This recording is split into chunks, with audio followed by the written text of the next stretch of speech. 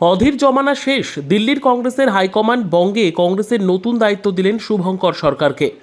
লোকসভা ভোটের হারের পরই প্রদেশ কংগ্রেসের দায়িত্ব থেকে অব্যাহতি চেয়েছিলেন অধীর রঞ্জন চৌধুরী। অবশেষে তাকে সরিয়ে শুভঙ্কর সরকারকে বাংলার নয়া প্রদেশ কংগ্রেস সভাপতির দায়িত্ব দিলেন সর্বভারতীয় জাতীয় কংগ্রেসের সভাপতি মল্লিকার্জুন খার্গে। জানা গিয়েছে, লোকসভার বিরোধী দলনেতা রাহুল গান্ধীর অত্যন্ত ঘনিষ্ঠ শুভঙ্কর সরকার।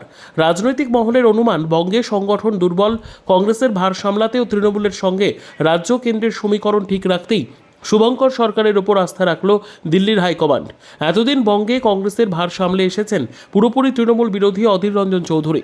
ইন্ডিয়া জোটের অন্যতম শরিক, তৃণমূলের অন্যতম বিরোধী মুখ হিসেবে উঠে এসেছিলেন তিনি। তার নেতৃত্বে বঙ্গ তো বটেই, কেন্দ্র ও তৃণমূলের সঙ্গে কংগ্রেসের বিরোধ প্রকাশ্যে এসেছিল। তবে জাতীয় রাজনীতিতে মমতার গুরুত্ব ভালো বোঝেন রাহুল ও সোনিয়া গান্ধী। তাই বঙ্গে অধীর রঞ্জন চৌধুরীর ভূমিকায় খুশি ছিল না দিল্লি। এই অবস্থায় অধীরকে সরিয়ে নরমপন্থী শুভঙ্করকে পশ্চিমবঙ্গ কংগ্রেসের দায়িত্ব দিয়ে মমতার মন ভেজানোর চেষ্টা হলো বলে মনে করছে রাজনৈতিক মহল। কিন্তু কে এই শুভঙ্কর সরকার? জানা গিয়েছে, সেভাবে প্রচারের আলোয় না এলেও দীর্ঘ বছর ধরে নানান রাজ্যে কংগ্রেসের দায়িত্ব সামলেছেন শুভঙ্কর সরকার। 2024 সালের 30 আগস্ট সর্বভারতীয় কংগ্রেসের সম্পাদক হিসেবে নিযুক্ত হন শুভঙ্কর সরকার। এর আগে মেঘালয় প্রদেশ কংগ্রেস কমিটি ও মিজোরাম প্রদেশ কংগ্রেস কমিটির স্টেট ইনচার্জের দায়িত্ব সামলান তিনি। এবার সেই শুভঙ্কর সরকারকে বাংলার প্রদেশ কংগ্রেসের দায়িত্ব দিলেন মল্লিকার্জুন খার্গে। বাংলার ভাঙতে থাকা কংগ্রেস সামাল দিতে সেখানে নরমপন্থী শুভঙ্কর সরকার তৃণমূলকে না চটিয়ে দলকে শক্তিশালী করার কাজ বেশ কঠিন হবে বলে মনে করছে রাজনৈতিক মহল। 2026-এর বাংলায় পরবর্তী বিধানসভা নির্বাচন, তার আগে দলকে শক্তিশালী করার কঠিন দায়িত্ব নিয়ে কতটা সফল হবেন শুভঙ্কর সরকার, সেদিকে নজর থাকবে রাজনৈতিক মহলের। এদিকে নতুন দায়িত্ব পেয়ে শুভঙ্কর সরকার বলেন, আমি খুব ছোট একজন কংগ্রেসের কর্মী।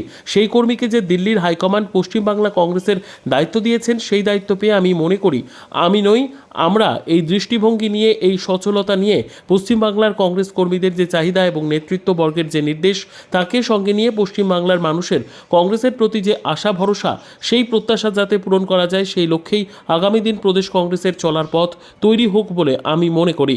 নবনিযুক্ত প্রদেশ কংগ্রেস সভাপতি শুভঙ্কর সরকার আমাদের জানালেন, আমি একটি রাজনৈতিক দলের কর্মী।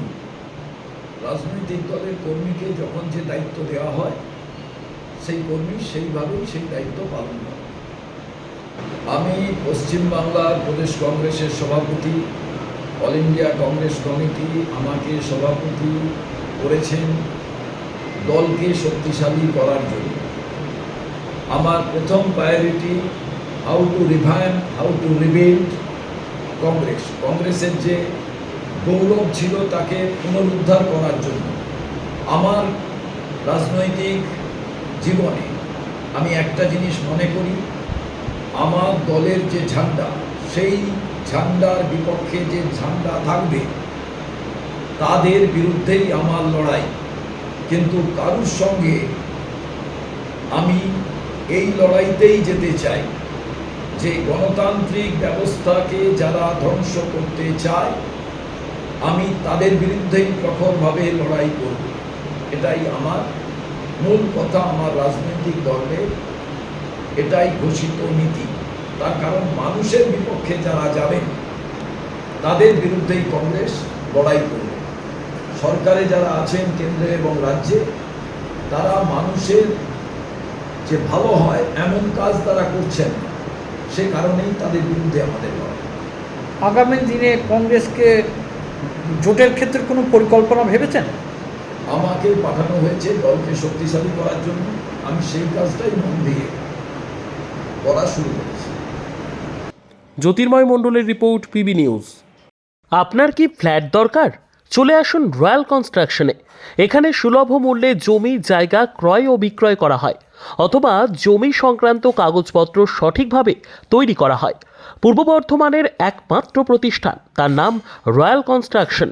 আজই চলে আসুন। ঠিকানা পূর্ব Bardhaman hawkers market, room number 24, দ্বিতলে।